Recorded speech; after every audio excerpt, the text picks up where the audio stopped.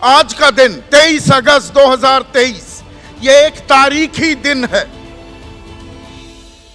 हम चांद पर पहुंच गए, चांद हमारी मुट्ठी में है। जब सूर्यास्त हो रहा था, भारत चांद पर पहुंच रहा था। इतिहास रच दिया। 4 मुल्क ही ऐसा कर पाए हैं कि वो चांद पर लैंडिंग कर सके।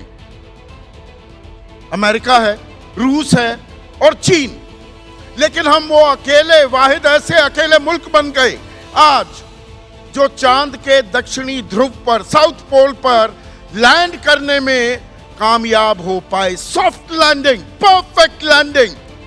और एक नारा भी ट्रेंड कर रहा है, इंडिया इज रॉकिंग। और इसमें 4 शब्दों पर गौर कीजिएगा, ISRO। तो सबसे बड़ी सफलता, ये कहने में मुझे कोई गुरेज नहीं, कोई शक व शुबा नहीं, ये जो हमारी वैज्ञानिक हैं उनके त्याग और तपस्या की आज जीत हुई है। और जैसा प्रधानमंत्री ने भी कहा, रुक जाना नहीं तू कहीं हार के। हार मिली थी 4 साल पहले, मिशन अकम्प्लिश नहीं हो पाया था, लेकिन गलतियों से हम सीखे। एक निरंतरता भारत ने विज्ञान के क्षेत्र में बनाए रखी। उसके चलते आज ये अभूतपूर्व सफलता हासिल करने में हम यहां कामयाब हो गए। ये 140 करोड़ देशवासियों के लिए एक खुशी का लम्हा है। और प्रधानमंत्री मोदी ने कहा, दुनिया के लिए भी वो one earth, one family, one future, जो वसुदेव कुटुंबकम का हमारा फलसफा है, उसे भी आगे बढ़ाने की प्रेरणा मिलती है। आज जो हमने ये मील का पत्थर हासिल किया है, पर ये इतनी आसानी से हासिल भी नहीं हुआ। और इसमें कुछ बातें ऐसी हैं जो दुनिया जानती है, आप में से कम लोग जानते हैं। आज ट्विटर पर, वो एक्स हो गया है, एक ट्वीट भी ट्रेंड करने लगा। और वो ट्वीट क्या था कि भारत ने ये चंद्रयान 3 जो चांद पर पहुंचा दिया, इसको आपको मालूम है कुल लागत कितनी थी? $75 मिलियन, जो होता है 600 करोड़ रुपए। और अभी हाल ही में क्रिस्टोफर नोलन की एक फिल्म आई थी, इंटरस्टेलर। वो मालूम है एक फिल्म, महज एक फिल्म, $165 मिलियन की बनी थी। यानी कि 1350 करोड़ में एक फिल्म, और 600 करोड़ में भारतीयों ने चांद पर फतह हासिल कर ली। इसके मायने क्या होते हैं? चंदा मामा दूर के, प्रधानमंत्री ने कहा अब चंदा मामा टूर के हो जाएंगे। लेकिन भारत की जो ये सॉफ्ट पावर है, अब वो कितनी धमक मचाने वाली है दुनिया में, इस पर हम आज चर्चा करने वाले हैं। लेकिन पहले रोमाना बताएंगी ये इतनी आसान राह नहीं थी, और कैसे उतरे हम चांद पर और मुट्ठी में कर लिया, थोड़ा आप बताइए।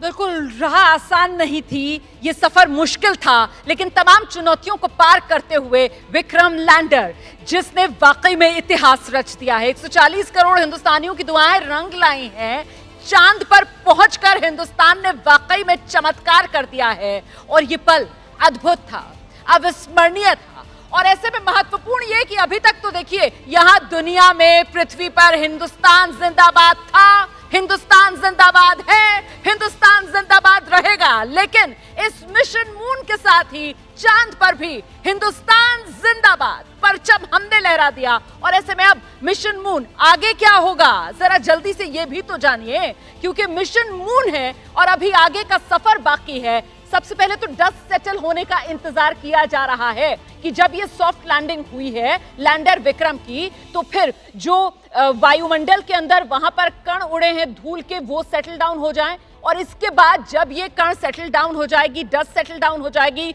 तब ये विक्रम लैंडर एक बार फिर से स्टार्ट होगा। और स्टार्ट कैसे होगा? इसके चारों तरफ जो सोलर पैनल्स है ना, वो एक बार फिर से ऊर्जा लेंगे और उससे इसको ऊर्जा मिलेगी, जिसके बाद रैंप खुलेगा इस विक्रम लैंडर का। और जब रैंप खुलेगा तो मतलब रास्ता बन जाएगा रोवर प्रज्ञान के विक्रम लैंडर से बाहर निकलने का, जिसके साथ ही जो रोवर है प्रज्ञान वो लैंडर से बाहर आएगा। और इस प्रज्ञान रोवर के 6 पहिए हैं। ये पहिए चांद की सतह पर अपनी छाप छोड़ते जाएंगे। अपनी छाप मतलब हिंदुस्तान की छाप, जिसमें इसरो का निशान होगा, अशोक स्तंभ का निशान होगा।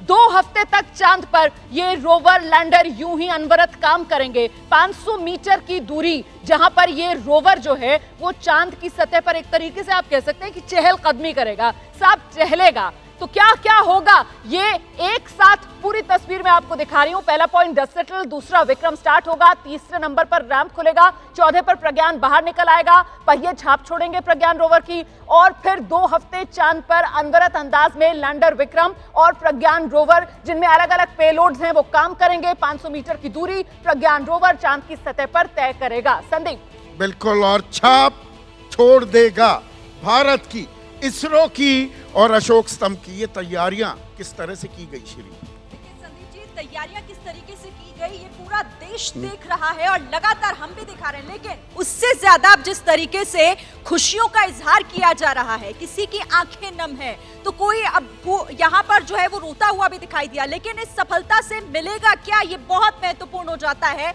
आपको जल्दी से बताते हैं। देखिए, भारत की धाक दुनिया भर में किस तरीके से जमेगी ये तो आप समझ ही रहे होंगे कि आखिर ये सफलता जिस पर टकटकी लगाकर पूरी दुनिया देख रही थी, क्योंकि सॉफ्ट लैंडिंग जो एक बहुत बड़ी चुनौती थी, लेकिन कैसे उसे हमने पूरा किया ये आपने देखा। दुनिया का चौथा देश ऐसा है जो उस हिस्से पर सॉफ्ट लैंडिंग करने में कामयाब रहा है। दुनिया का भरोसा बढ़ेगा इससे अब भारत में, क्योंकि भारत ने जो कर दिखाया वो दुनिया कर नहीं पाई, और इसीलिए ये सफलता। और इसके बाद अब भारत को इस मून मिशन से, हमारे चंद्रयान 3 की सॉफ्ट लैंडिंग के बाद क्या मिलने जा रहा है वो आप इस बड़ी स्क्रीन के जरिए समझ सकते हैं कि दुनिया में अब भारत की धाक जमेगी, और डंका तो बज ही चुका है उस सॉफ्ट लैंडिंग के जरिए। संदीप जी। जैसे ही घड़ी का काटा दोपहर 2:30 पे आए, बबीता जी का दिल सास बहू साजिश के लिए मचल जाए। और ये है इनकी बहू, पूरे दिन ऑफिस की टेंशन हो जाए गॉन जब ये करें अपना फेवरेट शो फ्री टाइम पे ऑन। इनकी तरह आप भी देखें अपना फेवरेट शो अपने टाइम पर, और डाउनलोड कीजिए एबीपी लाइव ऐप अपने स्मार्ट टीवी पर।